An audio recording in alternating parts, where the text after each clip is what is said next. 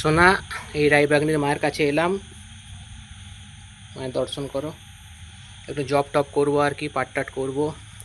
তারপর বলছিলাম আমার খুব খারাপ লাগে সোনা যে তুমি একটু বেশিক্ষণ ঘুমোতে পাও না, তোমাকে কাজে যেতে হয়, আর রাতে বেশি করে জাগতে পারো না। কোনো সিনেমা দেখবে কি অনেক রাত অবধি জাগবে, সেটাও তুমি পেরে ওঠো না। আবার বেলা অবধি ঘুমোবে, সেটা তুমি পেরে ওঠো না। আবার একদিক দিয়ে ভালো যে কাজের মধ্যে থাকাটাও ভালো, মন মেজাজ ভালো থাকে, আর কিছু অর্থ উপার্জনও হয়ে যায়। আর কি বলবো সোনা। আর যখন তোমাকে আমি এর আগে ভিডিও করলাম তখন কি তুমি কারোর ওপর রাগ করছিলে? তার একটু আগে আমার মনে হলো যেন যে তোমার সঙ্গে হয়তো কারোর রাগ ডাক হলো হয়তো। যাই হোক সোনা, বলছিলাম যে তোমার ওই ওটাই তাও কাজের মধ্যে থাকাটাই ভালো, মন মেজাজ ভালো থাকে। রাতে মেসেজ করবো সোনা। আজকে বৃষ্টিটা থেমেছে তাই মায়ের কাছে এলাম, একটু মাকে ধূপ টুপ দেখালাম, একটা জব টপ করবো সোনা। আর খাওয়া দাওয়া ঠিক করে করবে সোনা।